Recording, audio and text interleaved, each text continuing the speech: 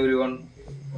பஸ்ஸில் போகிறதுக்கு எதுக்காக அட்டைப்பெட்டி, அதையும் தாண்டி ஒருத்தர் அறை வாங்குற வீடியோ, இப்படி பயங்கர வைரல். இது நிஜமா இல்லை நேலா? வாங்க இந்த ஸ்கிரிப்டில் உலகத்தையே ஒரு ரவுண்ட் வரலாம். அந்த பஸ் வீடியோவிற்கு பதில் அளிக்கும் விதமாக சமீபத்தில் அட்டை பெட்டியுடன் ஆண்கள் பஸ்ஸில் பயணிப்பது போன்ற வீடியோக்களை கேரளாவை சேர்ந்தவர்கள் வெளியிட்டிருந்தனர்.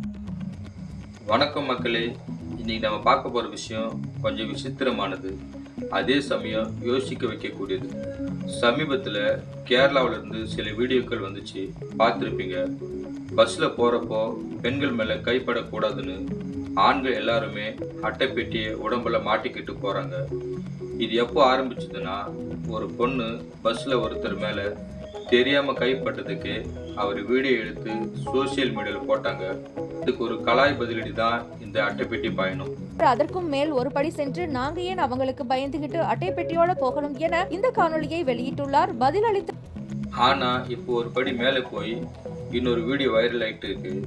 ஒருத்தர் முன்னாடி நின்றுக்கிட்டு இருக்காரு, அவருக்கு பின்னாடி ஒரு பொண்ணு மொபைலை வச்சுக்கிட்டு வீடியோ எடுத்துட்டு இருக்காங்க. அந்த பொண்ணு சொல்றாங்க, காய்ஸ் இங்க ஒருத்தர் என்னை ரொம்ப நேரமா தொந்தரவு பண்றாரு, என் மேல டச் பண்றாருன்னு சொல்லி கேமராவில் வருத்தமா பேசுறாங்க. ഗായ്സ് കുറച്ച് നേരമായിട്ട് ഇവിടെ ഒരാളെ എന്നെ നന്നായിട്ട് ബുദ്ധിമുട്ടിപ്പിക്കുന്നുണ്ട്. എൻ്റെ മേത്തൊക്കെ എന്നെ ടച്ച് ചെയ്യുന്നുണ്ട്. നമുക്ക് എന്താ ചെയ്യുന്നതെന്ന് നോക്കാം.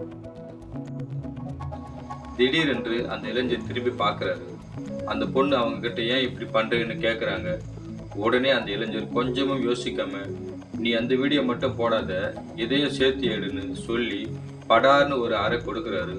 அது மட்டும் இல்லாமல் இப்போவே இதை அப்லோடு பண்ணு, நிஜமான ஆண்களை நீ இன்னும் பார்க்கல இல்லைன்னு ஒரு பஞ்ச் டயலாகும் கொடுக்குறாரு.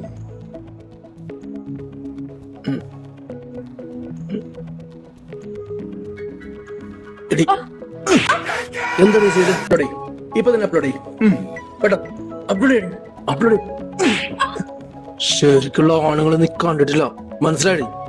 இதை பார்த்த உடனே நெட்டிஸ்கள் மத்தியில் இரண்டு விதமான கருத்துகள்.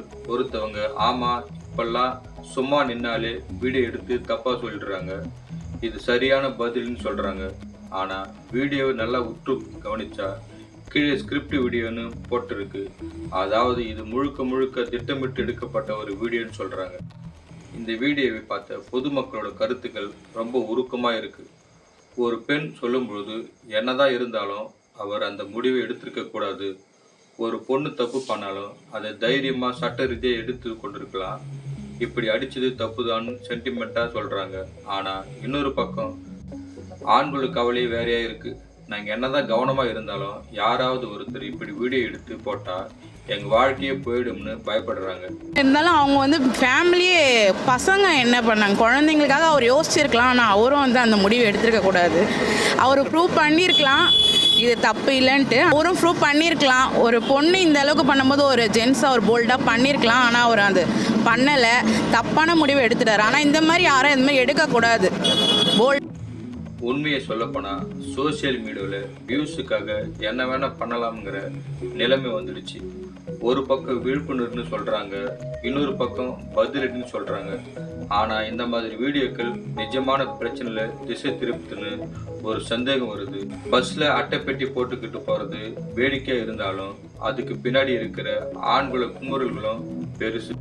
அதே சமயம் ஒரு பெண் அடிக்கிற மாதிரி வீடியோ எடுத்து அதை வைரல் பண்றது ஆரோக்கியமானதான்னு நம்ம தான் யோசிக்கணும். இந்த பெண் வீடியோ எடுக்கும் போது அதை மட்டும் போடாத, இதையும் சேர்த்து போடு, இப்பவே அப்லோடு பண்ணு என அவர் பேசுவது போன்று இந்த காணொலியை அவர் பதிவு செய்து வெளியிட்டுள்ளார்.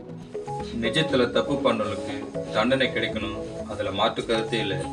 ஆனா கண்டென்ட் என்ற பேர்ல இப்படி மாத்தி மாத்தி ஒருத்தர் அடிச்சிருக்கு தேவையா? இந்த வீடியோ பத்தி நீங்க என்ன நினைக்கிறீங்க? இது சரியான பதிலடியா இல்ல கண்டென்ட்டுக்காக பண்ணப்பட்ட அதிக பிரச்சனைத்தனமா? உங்க கருத்துக்களை கீழே கமெண்ட்ல பண்ணுங்க. நாளைக்கு இன்னொரு சுவாரஸ்யமான தகவல் நாளை சந்திக்கிறேன். அதுவரை உங்களிடமிருந்து விடைபெறும் உங்கள் ராஜா.